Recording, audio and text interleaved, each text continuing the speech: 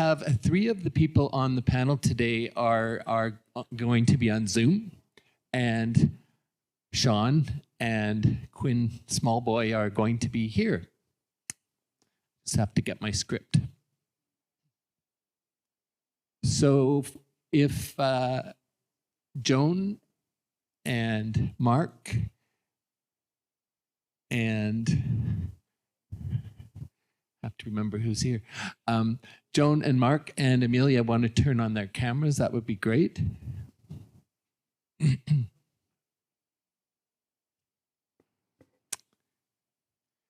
this next panel is artists, museums, and their work. We'll make sure we get the PowerPoint up and running.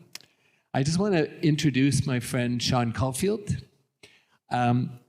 Sean was named a Canada Research Chair in Fine Arts from 2001 to 2011, and a Centennial Professor 2011 to 2021, and that's at the University of Alberta.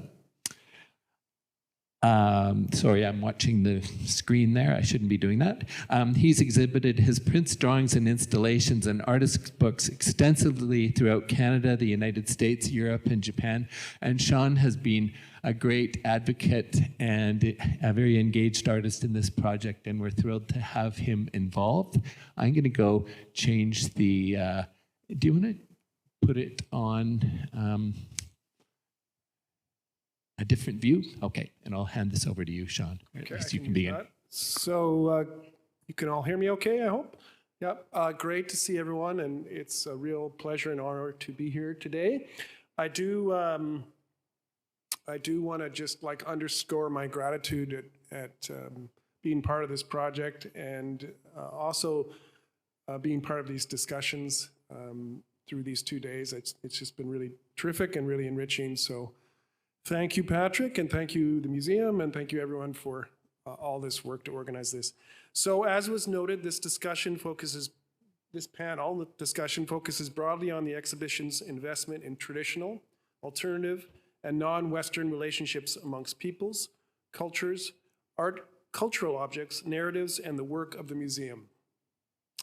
We hope in this context to speak about art and the environment, and art and culture reconciliation and transformation in ways that link with our respective works, which were featured in the exhibition. So I guess we could go to the first slide. Now, in doing this, we have 4 panelists, as was noted: Amelia Fay, Quinn Smallboy, Mark Kasumovic, and Joan Greer. So I'll just introduce them before they speak, and then we'll get into a group discussion as we did earlier. So Amelia Fay will be our first speaker.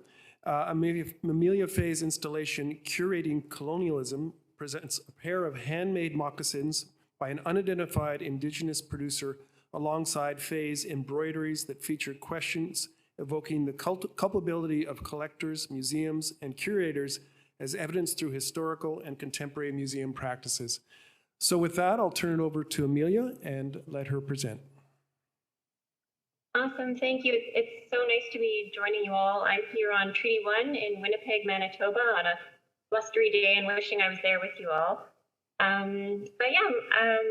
So my work curating colonialism originally began as a writing project, and then Patrick and Jeff really encouraged a lot of us that were brought on as writers to produce something in the exhibition as well. So I started thinking about my role as a curator. I'm a curator here at the Manitoba Museum, and I curate a very colonial collection of the Hudson's Bay Company Museum collection. So it has many layers to it.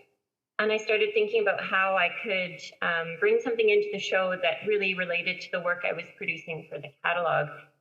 And so I chose this pair of moccasins from the HBC collection because, for one thing, I love moccasins because they're just a really great artifact or object that kind of encompasses a lot of colonial history here in Canada. And I love them because they were like many other objects in the collection where we don't actually know who made them. And, you know, these white male fur traders collected these beautiful things and often didn't record any details to them. So they're connected to the name of a white male trader, fur trader, and not at all to the Indigenous woman, in this case, likely a Cree woman from a community in Saskatchewan who made these beautiful moccasins. And then through all the work with this wonderful group, Patrick and Jeff convinced me to produce something too, and I am not an artist, so I had massive imposter syndrome trying my hand at embroidery, which I hadn't done since I was young. But actually the act of doing the embroidery brought me to such a greater understanding of the work I do as a curator. So I curate a collection of over 27,000 artifacts. 2/3 of them are made by First Nations, Inuit, or Métis. And so my own embroidery, as I studied the stitches on those moccasins and started thinking about how I could produce my own work, it was just a really kind of embodied experience, and brought me to understanding, I guess, my collection a little bit deeper, the collection I curate, and how I approach my work.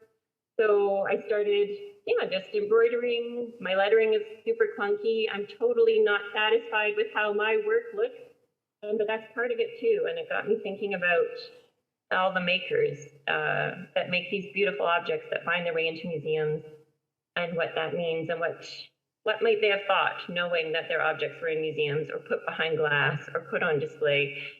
So it really helped me grapple with a lot of these questions and things that I think about as a curator. And in many ways, I think sometimes a bit like a rogue curator, like perhaps I'm constantly critical of the work we do as museum curators, and constantly critical about my own approach as a non-Indigenous settler curator of a primarily Indigenous collection. So the works in this show got me confronting a lot of things that I've been thinking about, grappling with, and the collaborations with this incredible group of artists, writers, knowledge keepers, everybody really helped me hone in on some things for my own piece in the catalog, which I'm super excited to see when we get our copies of this incredible publication, as it all comes together. So the questions on my embroidery are featured in my written work. But really just questioning how do you decolonize the colonial? How do you reconcile the irreconcilable? And so that's kind of where my work fit into the overall exhibition. Thank you. Great, thank you, Amelia. So next, I'm looking for Quinn. Oh, there you are, okay. Quinn, could you speak to your work next? Thank you. Oh, I should say a little bit about your work. Sorry, Quinn, I was put off by not seeing you. I thought I saw you over there earlier. Quinn Smallboy's spectacular hoop-based structures entitled Colors and Lines are artworks that simultaneously speak about traditional Indigenous cultural objects, as well as offering newly imagined forms relating to contemporary power and energy. So, Quinn, thank you.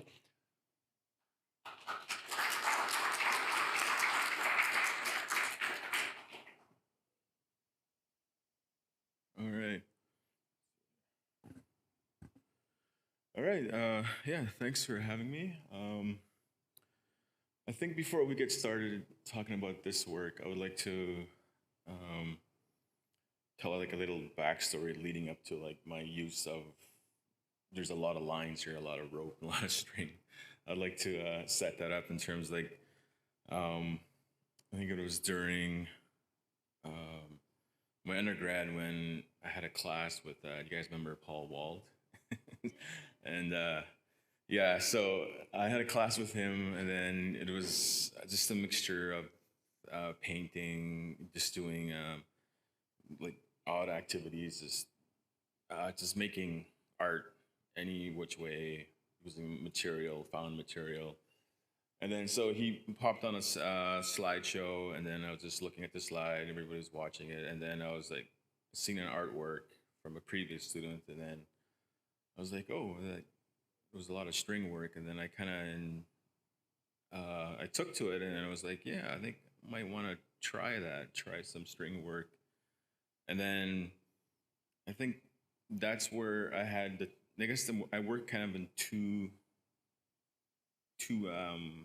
directions, I guess, two mediums in a way. String work meaning just having an installation with string, just like filling a space, filling a void. Because later it kind of blends into I have them blend together with Indigenous objects.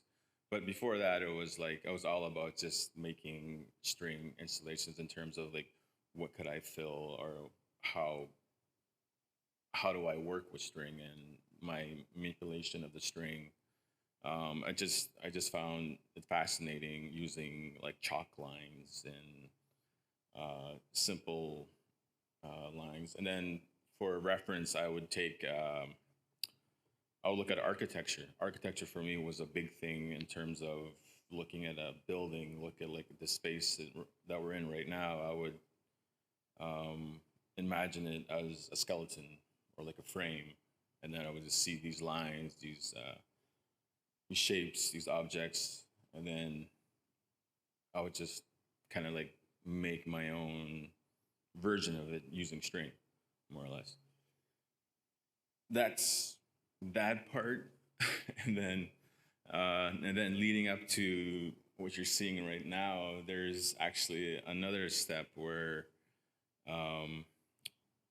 I took a class. I did a minor in First Nation Studies, and then part of the minor in First Nation Studies, I took a class taught by Dan and Mary Lou Smoke here, standing behind me. And part of that class, we had to make our own drums, what they have just on the table behind us here. I still have that drum, by the way, from that class. Yeah, I still have it. Yeah, so, and then I think getting towards the end of my undergrad now, I was into my first year of my master's, and I still had the drum available, and then it was in my studio. And then I started, at that time, I was still on the string wave, I guess, the string. What else could I do with the string? And then I had a studio visit from Moody, Kim. He mentioned to me about how about working with the frame, like the drum frame, and what it means to you. And I was like I didn't want to touch it or use it in a way because the drum itself is like a sacred object to Indigenous people because we can't. Well, I don't want to display it. I don't want to because it holds a ceremonial purpose in that sense. So I still had it in my studio, and then I was looking at it, and then Kim mentioned something about what about working with the frame and making the frame, and I was like, oh yeah, I could try that. So I made the frame, and only using the frame, I started incorporating the string, as you could see from the image here. But that's different. I'll get to that. So using the frame itself, I started weaving in string patterns, any which way, just wrapping, looping them around. And then I had another studio visit from my fellow classmates, and one of my classmates told me that, or how about a narrative to your framework, or the frames itself, like the drum frames. And I thought about it, and then I kind of put it aside for a little bit, and then we had another. I think it was during the open studios we had at Western. Another comment was it kind of put me back a little bit in terms of what I've done with the frame or what I've done with the hand drum. It kind of put me back in terms of, what did you do? You did something bad, or you did something you're not supposed to by removing the frame, or removing the skin. You took away the voice of that object. You took away the voice of that drum. And I was like, yeah, I did. So I was like, I put it aside, and I was like, I thought I did something really bad. And then that narrative came in from my classmate to add, once you added a narrative, and then I started incorporating the string, and then I started, narrative meaning a story. And then in that sense, I started giving the frame, every frame I make now has a story behind it. So in turn, I gave the drum frame, the hand drum, a new story, that being a storyteller. So every frame I make now, like in a sense, in this kind of sense, um, has a story behind it. Uh, I've probably made like maybe 20, maybe 15 to 20 frames now, and each has its own story. And in that sense, that can be placed on the topic of like where we are, museums and artifacts. In that sense, it could be placed in a museum or it could be placed in a gallery. So, and then leading up to, leading from that, like going on from that, from the frames, going on to the hoop drums here, the hoop rings. The rings itself are like, in terms of recognizing dream catchers in that sense. And then what I tend to do in terms of my Indigenous background, in terms of what you're seeing here, it's like flipping the meaning behind the work, the meaning behind what a dream catcher. Well, in this sense, you kind of see a little bit. This is supposed to like represent a dream catcher, but I'm just calling it colors right now because in the sense, it's like there's a hint of a dream catcher, but it's not there. So you can't call this a dream catcher because of that, the wrapping of the string, the hidden, that it's kind of like incomplete, which I find very interesting in terms of like where my work is going right now, or is this walking this fine line of, is it an Indigenous object? Is it a non-Indigenous object? And then going on to the other slide, the much larger frame. And again, it's just this idea of weaving, and again, this thing of incompleteness because the string is wrapped around. It's like, oh, I'll finish it later. So, yeah, in that sense, and then again, mixing the colors, using different colors in terms of what you see here is like the black and the red and the yellow, and then I mix it up with it's missing the white. So in that sense, like that's where I think I'm at with my work right now, is that flipping, making it look somewhat recognizable but not recognizable. If that makes any sense in that sense. Yeah. So, and then coming to, I think what I want to add to it is where I'm at with the work right now, and the frames that I make with the wood. I don't have any names for them. Meaning, I don't know what to call them or what kind of work is this called, which I find very interesting. Like right now I'm just calling these like colors because of the what is used, and then of the frames, the drum frames themselves, I'm calling them like drum frames. But I find that very interesting. Like I've been working with this now for the past 5-6 years maybe. But yeah, no, I find that very interesting, and but I think I'll leave it at that.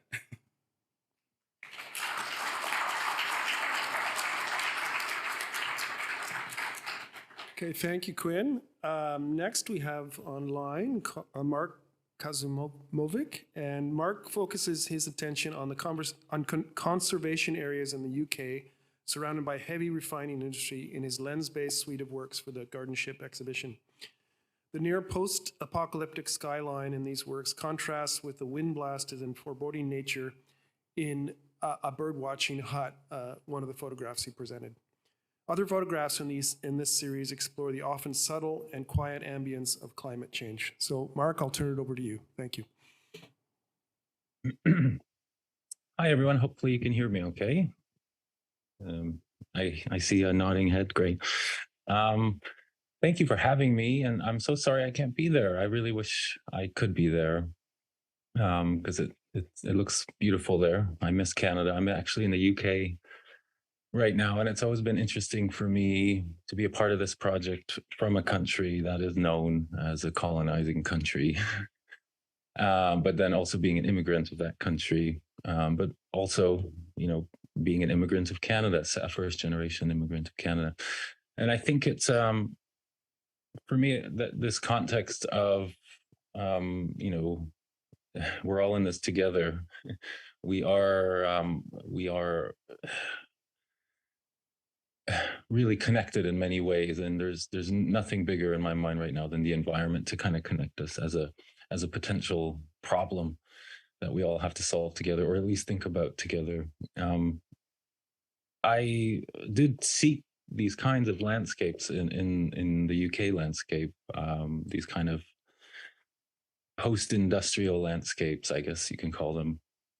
I was very interested, and they are a part of photography history. People love photographing industry, but I think that images of industry now are taking on such an interesting, different perspective. And for me, a bird watching hut. So one of the photographs in the exhibition was really it was a hut placed in, for me, the most mysterious and strange of places. It was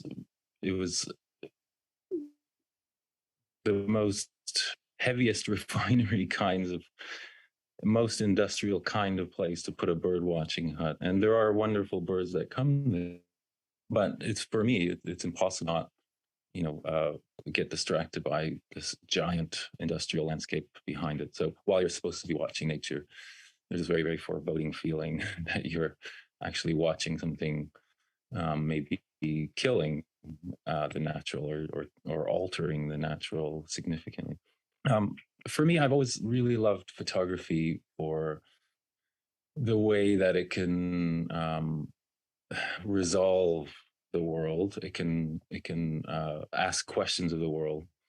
But for the last really 10 years, I've been most interested in the things that it can't see, or the things that are very hidden from the world that we live in today. So where the camera in the past could very, easily represent a world that was a lot simpler visually in many ways, I like to argue, today we have so many hidden issues, things that are invisible to the camera.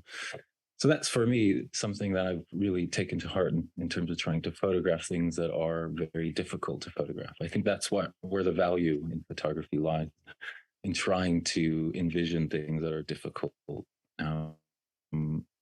resolve in some way or another. So, this project was really, it was happening alongside of things I was thinking about in terms of working with scientists.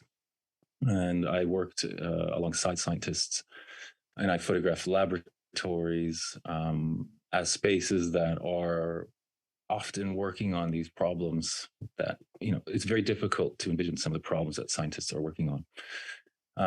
And right now, and one of the videos in the exhibition was called Rottenness, and it was following a group of scientists as they were testing groundwater to see the effects of certain things in the environment. And that's a very quiet, laborious process. It's very unvisual, walking up to a water testing station, taking a little bit of water, sampling it, and then running it through a lab to test for traces of something, is very not visually stimulating or exciting kind of work.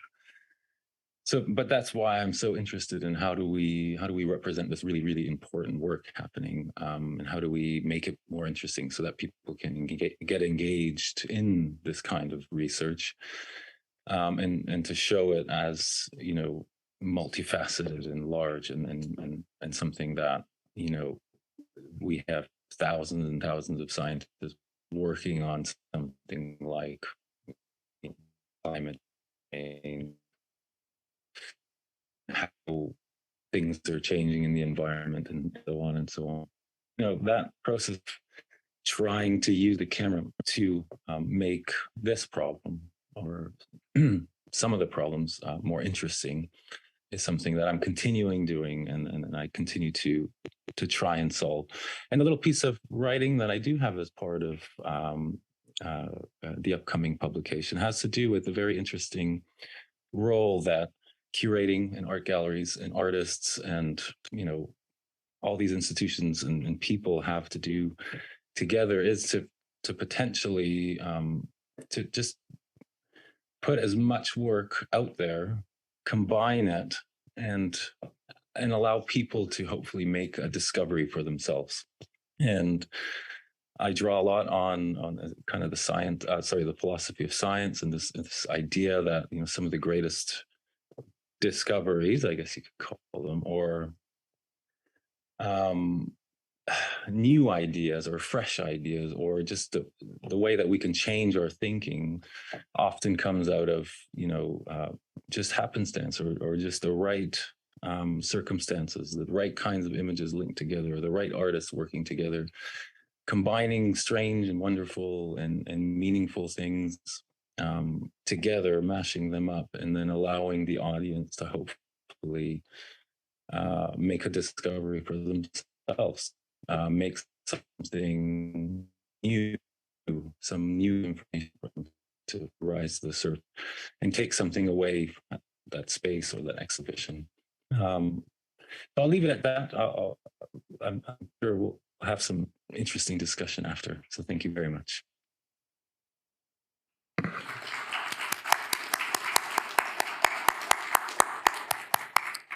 Great, thank you for that, Mark. And our last panelist is Joan Greer. Joan Greer's work on the exhibition's journal, which was a tool of animation and provocation for viewers to viewers to the exhibition, helps us to think more expansively about the role of the gallery or museum relative to the themes of guardianship and state. So Joan, I'll turn it over to you. Okay, thanks. Thanks very much, Sean. First of all, the sound is going up and down a little bit for me. It's mostly pretty good, but please flag if it goes down and you're not hearing me. Please let me know, and I'll just stop or speak more slowly. First of all, I just want to say how wonderful it is to be here, and I miss you all of you that are involved and have been involved with the GardenShip project. I'm just so pleased to be with you and the visitors to the space today as well. So I'd like to start by thanking the organizers of and the other presenters at this symposium, as well as all my fellow garden shippers and associates. As Jamili said, sometimes, you know, we're inclined to just spend the whole time on acknowledgements, and I could certainly do that, and I won't, but I do want to give special and ongoing gratitude to Jeff Thomas and Patrick Mann, and to my fellow collaborators, the cross-pollinators, Amelia Fay, who we've just heard from, and so wonderful to see you, Amelia, Andres Villar and Tom who spoke so well and led conversations so well yesterday. And of course, our designer, Katie. So wonderful to see you, Katie, today. I also want to thank everyone for their thoughtful and thought-provoking presentations yesterday and this morning. I really was just so impressed, but also I learned so much always from listening and taking part in these conversations. And I also want to, as Katie has done, point out Jeff's beautiful image of the monarch butterfly and the dragonfly, which he presented to us yesterday and speaks to us so poignantly as we can continue our conversations. First, a territorial acknowledgement. I am speaking today from Treaty 6 territory in the North Saskatchewan River Valley, in the city sometimes called, that is colonially called, Edmonton, acknowledging respectfully that I'm living and I'm working on territory that's a traditional gathering place for diverse Indigenous groups, including the Cree, the Blackfoot, and the Métis, and many others whose histories and cultures have and continue to influence and to strengthen our community. I tried to give a little a title to this little mini presentation just to organize my thoughts, and I came up with the following title: The Museum as a Hospitable, Generative, and Reparative Site in Times of Climate Emergency and Biodiversity Loss, Reflections on Multi-Species and Relational Ways of Being. So that's a whole mouthful, but it does outline a number of things that really are occupying my thought and have occupied many of the conversations that I've had in relation to gardenship over the past years. So in preparing for this panel, artists, museums, and their work, we were asked to speak on our work and our role in guardianship and state. And my response, I tried to sort of break this down a bit. It will take the form of 3 very brief little sections, a series of questions that have informed my approach to the whole project from the outset, followed by an introduction to the collaborative guardianship journal project, which Sean's introduced to us a little bit just a few moments ago, and Katie as well has spoken to that, and then concluded just with a speculative visual provocation or prompt. So in introducing the first section, I'd like to point to the fact that as both art historian and research creationist, and one who often works with insects and art, and landscape practices, both historically and in today's world, I understand my role, including within a museum context, as relational, and one in which the intangibles are just as important as the tangibles. And by intangibles, I include the notion of process involved in creative action and the communities forged along the way. That is the shared journey or voyage. And this also has to do with showing up and doing the work, as has been discussed, recognized just in the panels we've been hearing, and recognizing too, as Katie has pointed out, the importance of joy and playfulness and laughter that can and should accompany what is often very hard, slogging work dealing with difficult topics. So in this first section, I wanted to just go over a couple of the questions. I'm revisiting here the preliminary questions I asked in the fall of 2019 at the original Gardenship and State introductory workshop. The first question, how can art as an expanded collaborative research creation activity lead to new forms of knowledge and of being in this world that contribute to non-extractivist, decolonized attitudinal changes? Second, can a collaborative and interdisciplinary research creation methodology combining ecological thinking and the decentering of the human species lead to deep understanding and communication of new ways of living in the world? And related to this, a final question, can guardianship and state benefit from, and I call this an entomological envisioning, that is a slow and multifaceted insect's eye view of the world? Not that we can adopt that, we don't know how, but an insect's eye view of the world as a deeply complex natural system within which interspecies relations push aside exploitative norms of the Capitalocene. That is the period of the Earth's history dominated by corporate capitalism. So, Sean, I think we have the first image on the screen. That's great. As I mentioned, Katie's introduced this to us a little bit, and thank you so much for that, Katie. This is the Gardenship Journal, and this was a collaborative initiative that I undertook together with my wonderful fellow cross-pollinators, Tom Cull, Andres Vilar, and Amelia Fay, and with Katie Wilhelm, who did the wonderful design for this journal. So it was available to all upon entry to the exhibition. The journal was both an interventionist activation piece and a welcoming gift. In the journal, we wrote, "This booklet is your journal." I usually have it as a little prompt because it's something you could hold in your hand. It's quite small. I don't have one right beside me now. And so we wrote, "This booklet is your journal. It's meant to give you the opportunity to participate with the Gardenship project." With the richness of pollination in mind, we said, be inspired. And Katie spoke to that. Be being both be as the verb here, but also the little bee, which she's designed, and it flits through the pages. And it's a beaded bee. So beaded, bead and bee. It's a really nice little playful and really meaningful little image that punctuates the journal. We continued saying, to those with the journal in their hand that are reading it, we invite you, that is the visitor, to engage with the artworks and the themes of this exhibition, but don't feel limited by our prompts. and there's a little pencil provided in spaces to do things. We say reflect, doodle, sketch, vent. And we say these responses are yours to keep or to share more broadly through the GardenShip social media channels and website. We also say your journey begins here. Could we go to the next image, please, Sean? So there are three main components to the journal. The journal itself, and as mentioned, it came with a little pencil to encourage and assist with the visitor's personal activation of the work.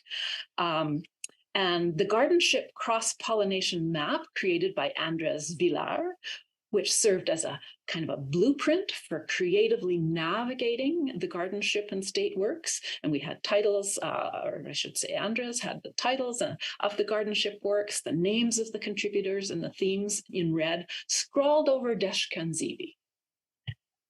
And then we had a seed packet that could be picked up, a small package with corn kernels, and there was a place for it in the journal, to be taken home and planted. So it was available at the public library, close to Mary Mattingly's wonderful work there. So it's a personal journal of sorts. It's a means as well of exhibition activation. It's a call then for reflection, deep reflection, and also a call for action. Finally, this third little section I'll just present here, a visual provocation. Next image, please, Sean. Something quite different, just as a little visual provocation to end with. Finally, here I present this early 16th century drawing by Hieronymus Boss, the forest that hears and the field that sees. I present it as a concluding image that relates to my ongoing work with historical Dutch art and revisionary multi-species landscape theory. I'm not going to discuss the work explicitly. We could, and it's really quite fascinating. You'll see that it is just visually, but I present it rather as an invitation for you to think speculatively, including by bringing thoughts to the theme of this panel, artists, museums, and their work, asking here perhaps how a forest and the surrounding area might serve as a museum, and who decides what a museum is and is not. And recognizing that there's a subtle conflation here in this image of the role of the forest and that of the artist, as Boss in Hieronymus Boss means forest. So I present the image to you together with the old Dutch proverb to which it was doubtless related, and I'll read the proverb to you. Fields have eyes and forests have ears, and I will hear if I remain silent and listen. So there's a prompt for me now to remain silent and listen. Over to you, Sean. Great, thank you very much, Joan. And I guess we'll gather at the front and have a discussion. Quinn, if you want.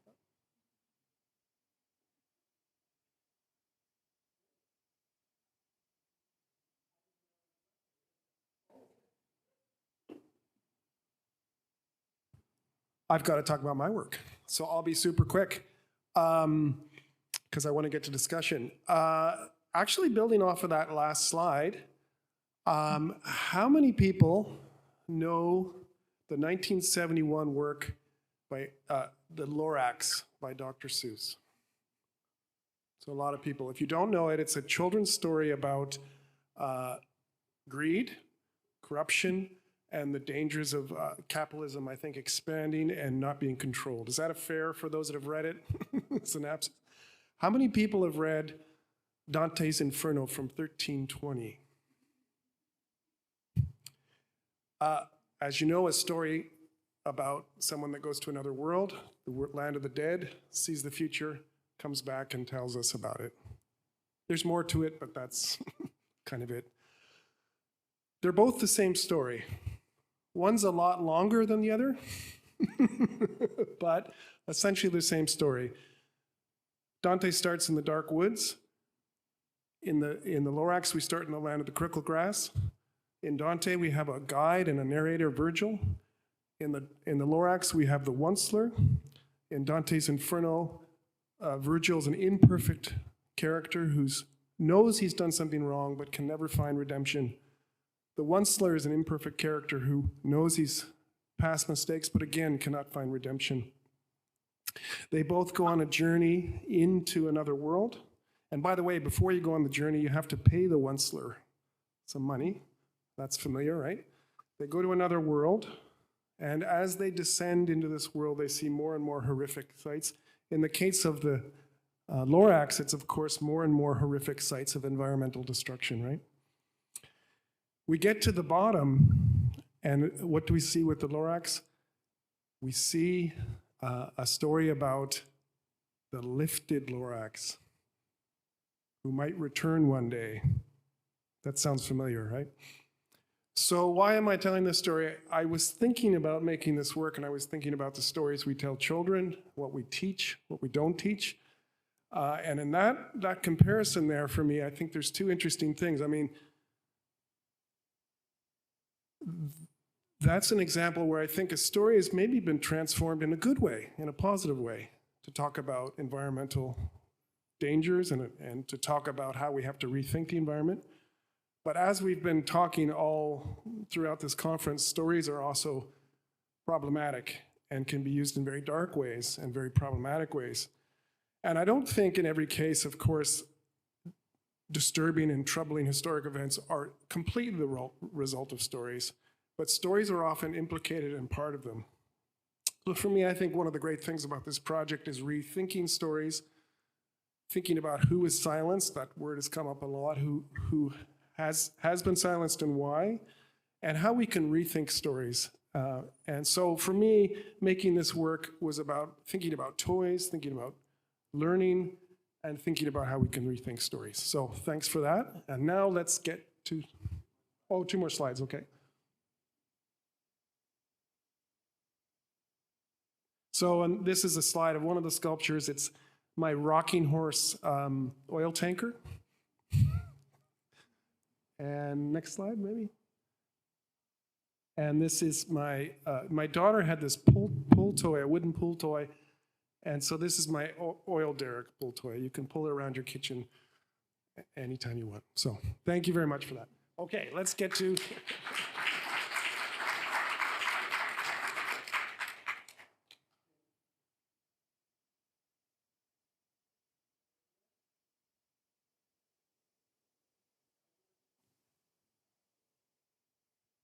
Working out, great. Can you hear me online there, okay? Can everyone hear me online? No. No, that's good. Now you can hear? Okay, great. Oh, it's going up and down, Sean. Is it okay now, Joan? It's going up and down for me, so Okay. it Mark, can you hear? Or? You can hear, but yeah, it's a bit, maybe a bit, I don't know, there's some issues. Was it better on the other mic? Yeah, this one sounds a bit distorted. Okay, I'll go on the other mic. Yeah.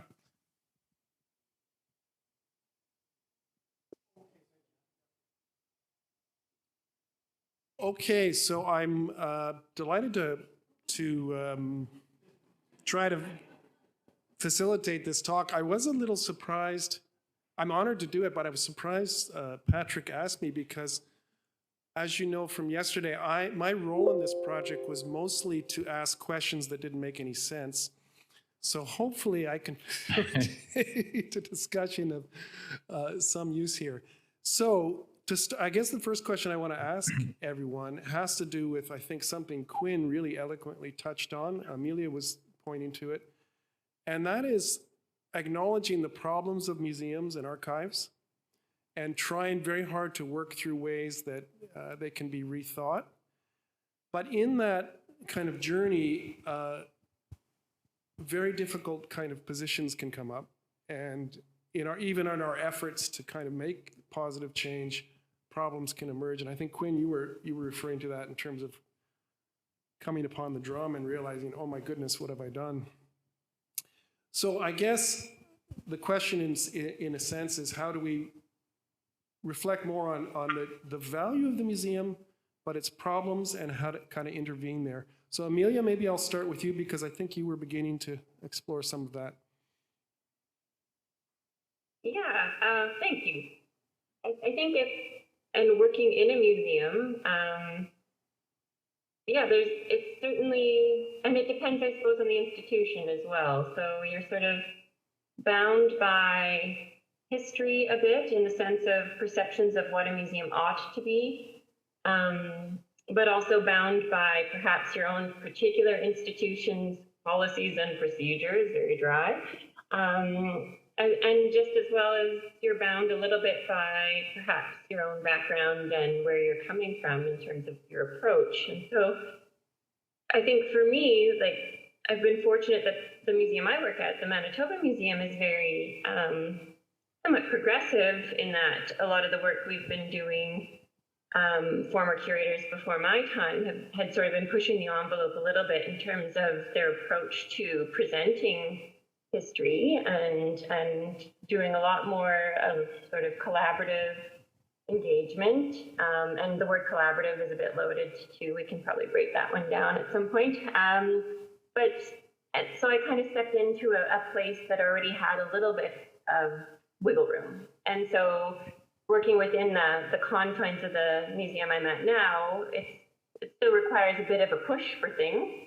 But I found I haven't been held back as much as I might have at, say, a different institution, perhaps a government-funded one, unlike my nonprofit one. So I think, I don't even know if I'm answering the question anymore, but yeah, I think, there's certain ways that museums structure and limit what we can do, and a lot of the work requires constant pushing. And it's great when you find a group of people like the GardenShip team willing to do that pushing with you. Okay, great, thanks. Quinn, do you have any thoughts on that? I mean, you were getting into it, but any more thoughts that? I can't really think of anything right now. I think just the comment just on just the artifacts and stuff that, do they really belong in the museum? Like, can they be returned? Like, I'm speaking about indigenous objects, like, and but then again, they're in the museum, they're being well kept, safe, and that in that sense. But yeah. So a kind of paradox there for you. Yeah. Mark, any thoughts on this point?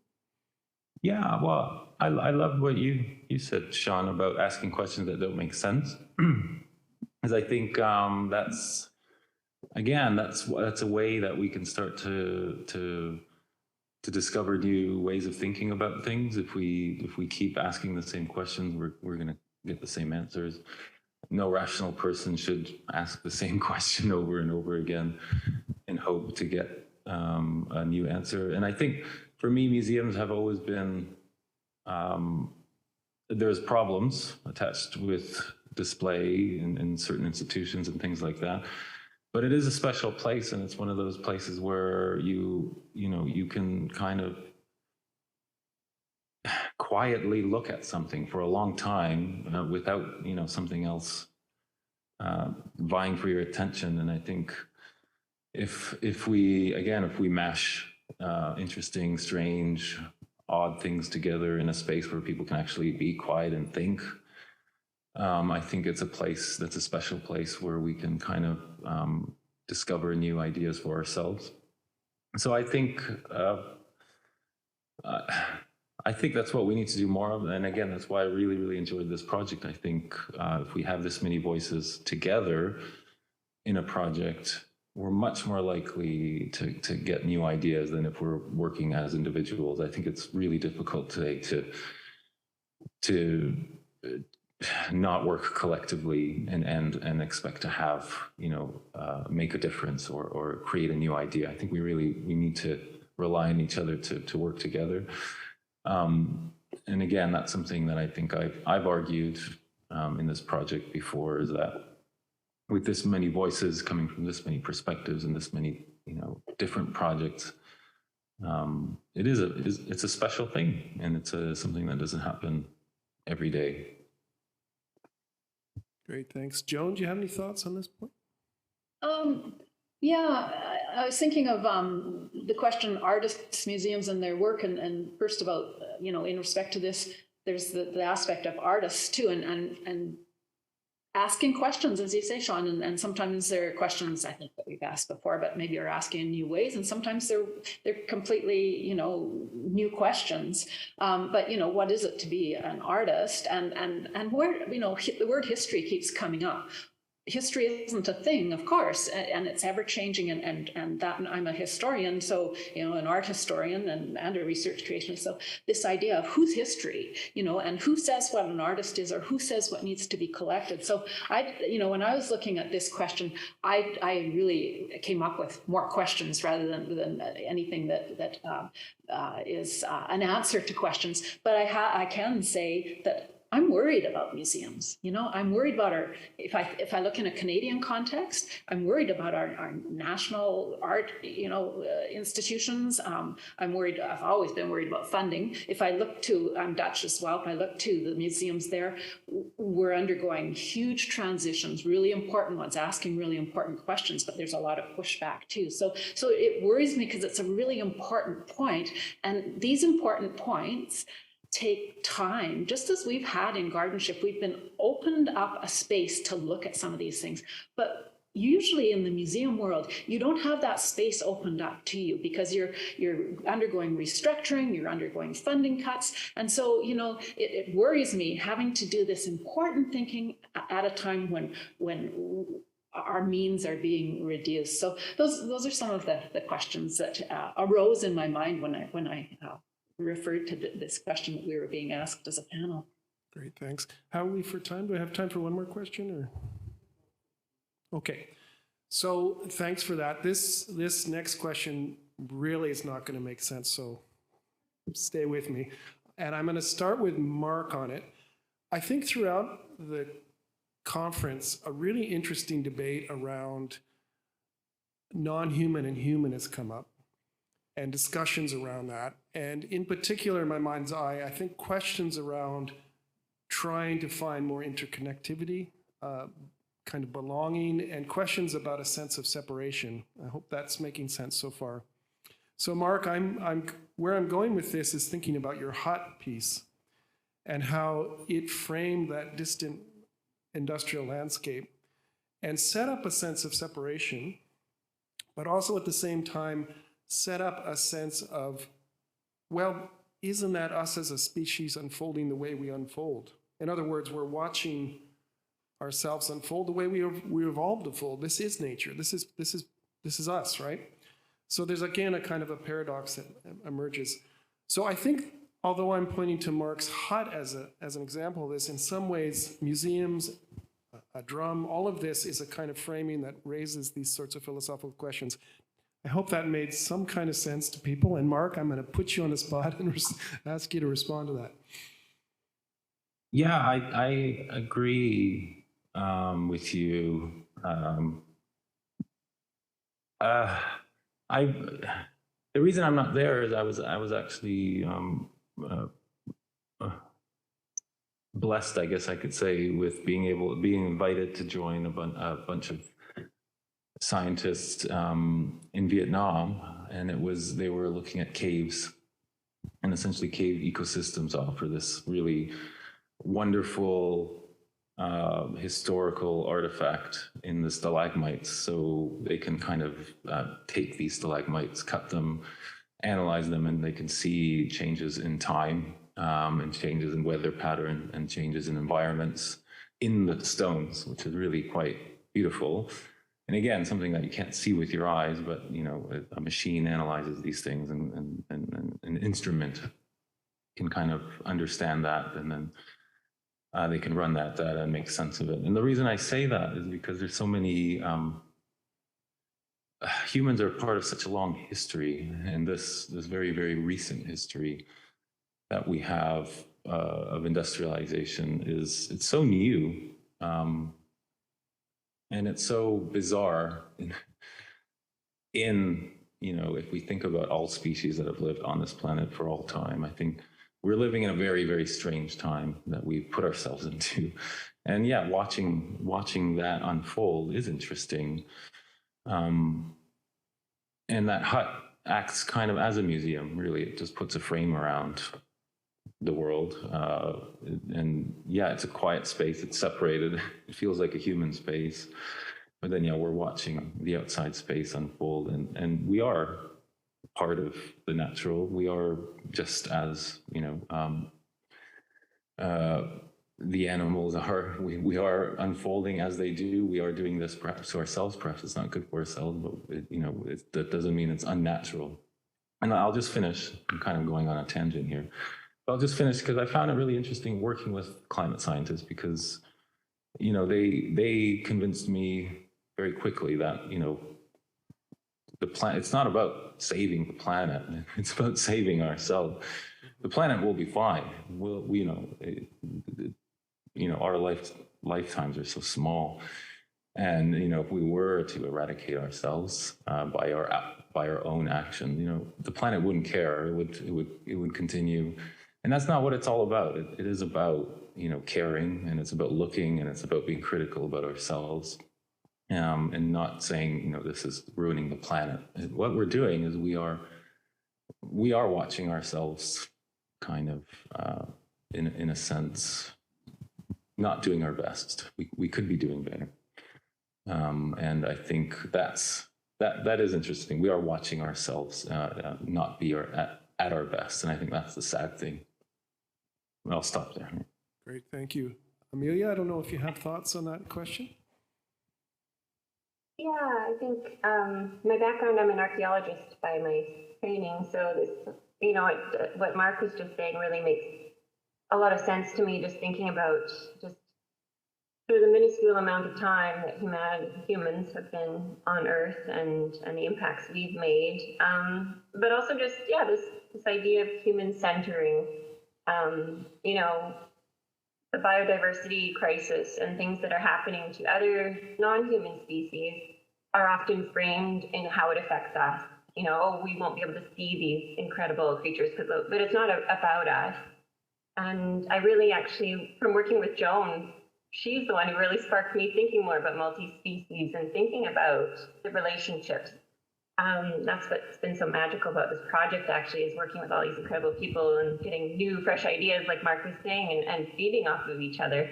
But yeah, I think we do need to remove ourselves in some ways from the equation, and it's not just about humans, and it's about everything on Earth and not just us. And I think we struggle with that as a species because we're kind of egomaniacs, I guess, and everything we focus around ourselves. So it's an interesting question to ponder. I don't think we're going to have any. Well, Joan will have a great answer next, I'm sure, but that's it for me. Okay, thank you. Joan, any thoughts? No pressure there, Amelia. I'll just wrap it up. Yeah, it's such a difficult question and so multifaceted, and I really like what I've heard you all say so far. And yes, of course, the planet will be fine, And so when we think of what's sometimes called Anthropocene studies, and just as an aside, I was really interested that the Royal Ontario Museum has recently named a curator of Anthropocene studies, which is quite interesting. But that's something different. But with Anthropocene studies, one of the big critiques of that word, Anthropocene too, is it's like all peoples are doing this damage to our planet, when really, there is this damage that's being done. And I like to look at it in terms of violence, when we're thinking about biodiversity loss, but when we're thinking about climate change too. I like to think about it being, sometimes war imagery has been brought to bear on this, and violence towards our natural surrounding, and some people I remember one person saying, sadly, there's a war going on, and it's human species against the natural environment, and sadly we're winning. And that's an interesting way to look at it, because it sort of makes us stop and think of it differently. But it's also important to realize that, I brought up that term capitalocene because it really does underline that corporate capitalism, because it's that,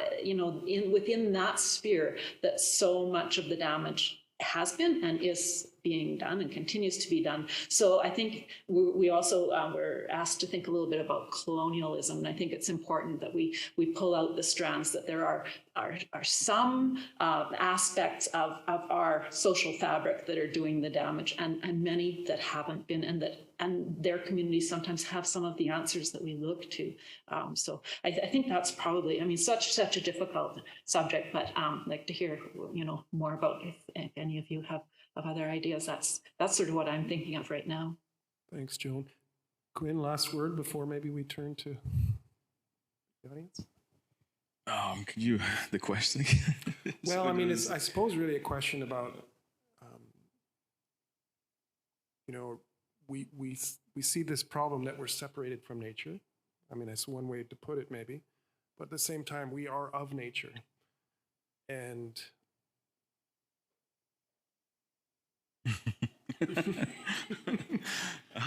so we arrive at a kind of paradox, I think, right? Yeah, I guess the one thing, like when you speak of nature, to me, it's like, because I see a big change in terms of like back home, where the landscape is like changing really drastically in terms of like the water level is like, you could walk, because where I'm from, I live on an island. And then somebody posted a clip, a picture online, and then the water level was unbelievably low, where it looked like you could walk across. It was kind of scary, actually, seeing that photograph. Yeah, and then it's like happening, like, I think that was like a couple of years ago, but in that sense, like it's hard to see. Well, it's really hard to see that. And then I guess my other thought too about back home, in terms of like how temperature wise it's quite crazy. Like last week it was, which here was like -1. Up north it was a minus wind chill of 38. So I mean, that to me, that's normal. So, yeah. Okay, thank you. We have time for a few. Yeah, any questions from the audience? Okay.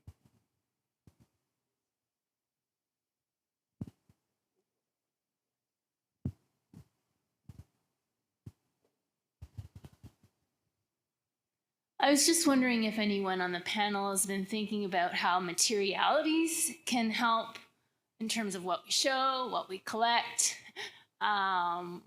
what we support can actually help decolonize the museums, as well as sort of combat the Anthropocenic aesthetic that I would consider a curator of the Anthropocene to be doing, is that sort of continue to perpetuate that. So just thinking if anyone's thinking about materialities and disrupting where we're going.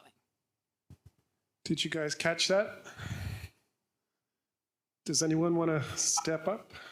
Take that?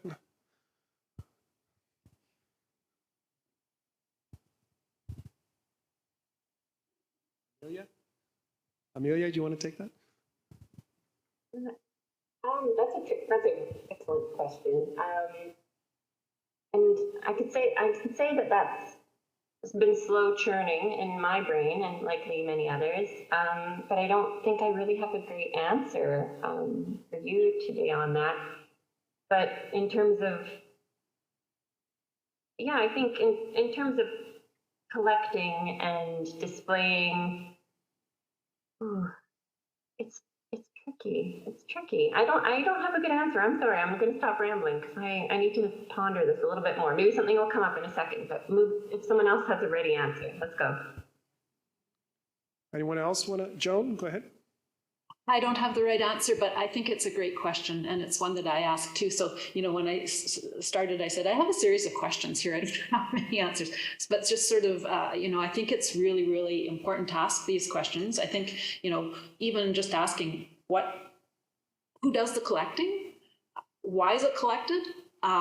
what kinds of histories or definitions of histories are underpinning that, if there are, and also, what does the museum have to look like? I mean, is it bricks and mortar, or is it something else too? So, I think I'm muddying it more by putting those questions out there, but just to show that it's not clear in my mind where to go, but it's a great question. Thank you. Should we wrap up or one more?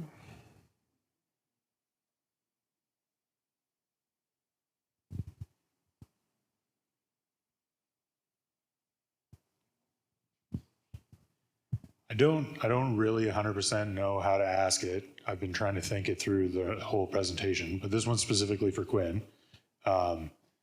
We were in the MFA program together at UWO, and something that I've been wondering especially since the exhibition here, how do you feel and personally kind of navigate the creation of these objects that have such specific ties to sacred Indigenous objects, but as you've described yourself, are different in ways from that like specific sacred context.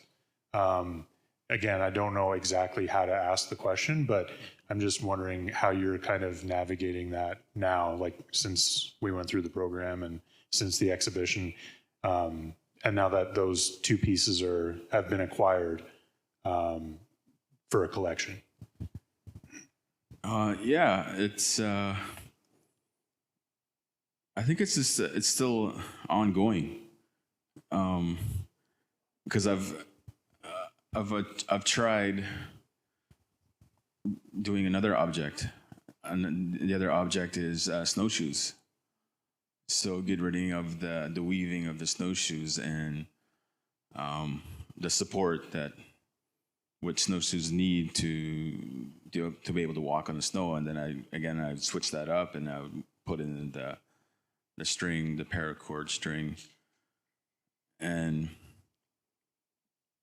yeah, it's just one of the things where just finding new ways to create these objects, like the frames where I connected the two, made that globe.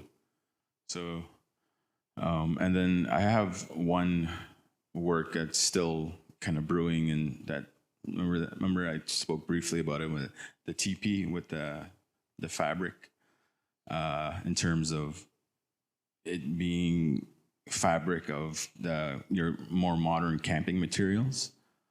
I was still planning to make a full-size teepee using that modern material, but having no door. So that to me speaks like a work that I should do, and I should make that. I definitely should make that. But yeah, it's just I think that's where I am with that work, where it's being a sacred object, being a recognizable object that I think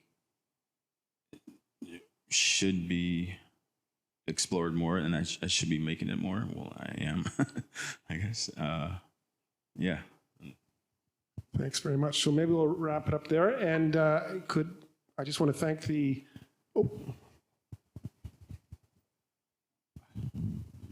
Jimmy Gretsch. Yeah, I'd just like to say that, I like the discussion myself that's ongoing. This last question, though, is one that really, we all, as Indigenous people, we all have a relationship to the sacred items that we make. And when Quinn was talking about how he was making the drum frames, that's, he is working with something that it's not yet considered sacred until he gives it life. When he for example, we were given this tobacco by Patrick, okay? And Patrick is aware of the protocol that we have. Whenever you ask for help, whenever you give thanks, you always offer tobacco, okay? So that's one of our protocols. And once we accepted it, then there's not going to be anything that's going to stop us from honoring whatever it is that we were asked to do. and so we will honor it, and he knows that. So when we're presented tobacco, then we're going to follow through with it. Right? Nothing was going to really stop us short of an accident or something like that, something traumatic. But we use tobacco when we give life to a sacred item. Okay, so when Quinn was talking about making the drum frames, that's a drum frame, but it doesn't have the activation of life in it yet. Not until he wants to, if he wants to dress it with rawhide or with buffalo hide or whatever hide that he wants to dress it with, then he's actually starting to he's making a sacred item, and it will become a sacred item when he goes through the ceremonial protocol of giving it life. And once you give it life, then it's almost like you are starting to understand that this life that you're giving it, it's a relationship that you now have with this sacred item, okay? That sacred item will come to life, and you have a responsibility, once it's alive, you have a responsibility to maintain its purification, to make sure that it's always going to be clean, it's always going to be purified, it's always going to be taken care of in that respect. That's your responsibility. So you have to, what we do is we usually put it through a purification sweat lodge ceremony where the ancestors will come in and clean all of the sacred items. And usually we put, that's done by putting the sacred items onto an altar. Usually the altar is outside the sweat lodge while we're inside the sweat lodge praying and asking for help, releasing our character defects, whatever it is that we're asking for inside the lodge. We call the lodge the womb of Mother Earth, because what takes place basically is that we are becoming reborn, and we are given new life energy by the ancestors, because they're taking care of us, and we have a responsibility to them. So when we have these sacred items, we have to maintain that they're clean. We have to make sure that they're given a drink of water. So we usually put we'll maybe put a couple drips of water from the water that's used in the lodge. We'll put a little bit of water onto the hide or on the side of the drum, for example. I'm going to just use the drum as an example, because that's, I think, what we can all concentrate on. Then we have to feed it as if it was a living object. And that basically means we have to have a feast.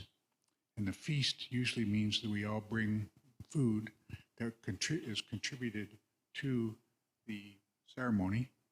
And that food is taken, and the grandmothers usually will come and prepare what we call a spirit dish. And the spirit dish is a little bit of food from each one of those food items that have been cooked and made by all of us. And that's put into a little dish, or it's sometimes put on in a little birch bark container. Even just a piece of birch bark you can put it on. You just put it on there, and then that gets put into the sacred fire. And so that's when that protocol is observed, then the sacred items that are sitting on the altar and have been cleansed by the ancestors, that when that food is put on into the sacred fire, then they are fed. Okay, so every one of those sacred items is being fed. Then so we observe the maintenance. Okay, that's the cleansing, the purification. We give them a drink. We provide them with a feast, and you only have to do you should do the purification on a regular basis. We often used to do it every full moon. We used to have a purification sweat lodge ceremony to maintain our sacred items, to keep them strong, keep them well fed. Once a year, we always would put it outside into the woods, and we would tie it and hang it from a tree, and it would gather energy from the air. And the ancestors who travel around through the woods would see these sacred items, and they would bless the sacred items as they're hanging in the tree. And what that does is that helps. It helps each one of the sacred items by providing them with strength, providing them with energy, providing them with spiritual energy that they can use. And basically, they're being used, and how they work is that they help you, the carrier of that sacred item. They help you whenever you have distractions, grief, worry, negativity, some burden, something that causes you to have to start carrying a burden and it starts affecting you, then that sacred item will take it off of you. Okay? It will take it off of you, and it will take it and absorb it into its own drum, into the drum. Okay? So you have to have the responsibility of taking that drum and making sure you cleanse it and purify it of all that distraction, all that grief, all that negativity that's in the drum. And that, once you take it to the lodge and you put it through the ceremony and the ancestors clean it, then it gets maintained and it's energized. It's energized to continue doing its work of taking care of you. So you can see the responsibility. You have to take care of it. You have to look after it and take care of it. But it will also take care of you when you're going through hard times yourself. We all go through hard times. We may have different ways of coping with it, but for Indigenous people, this is one of the ways we do it, because we carry those sacred items and we take them very seriously. And, you know, like when Quinn was talking about taking the hide off of the drum, you know, that there's nothing wrong with doing that as long as the drum has not been activated, energized with life, given life. And the way that happens is that it's a specific ceremony that's usually done outside, under the full moon, with a sacred fire, with a feast, with water, and with tobacco. And tobacco would be put onto the drum. And like when we had our classes that Quinn attended, we would always activate everyone's drum, usually at the same time, and each member of the class would get to see their drum and the tobacco dance across their drum, because we were all drumming for that drum and we were giving it life. And that when that life goes into the drum, that drum becomes alive, and then that person now has the responsibility of taking care of it. If the person doesn't take care of it, then there could be, I mean, you may have to let the drum go back into the sacred fire and start over.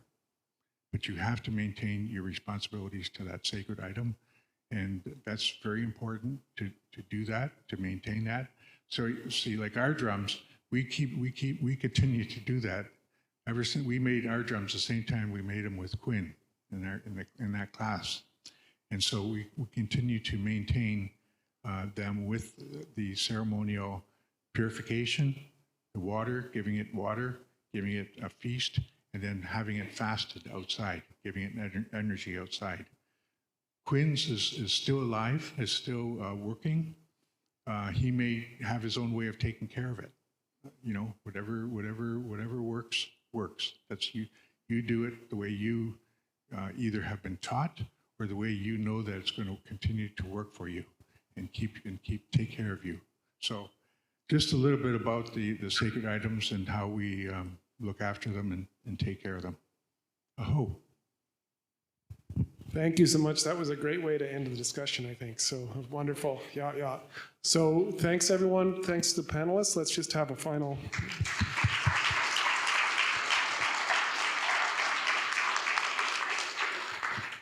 Thank you all. That was a great discussion. Thank you, Dan.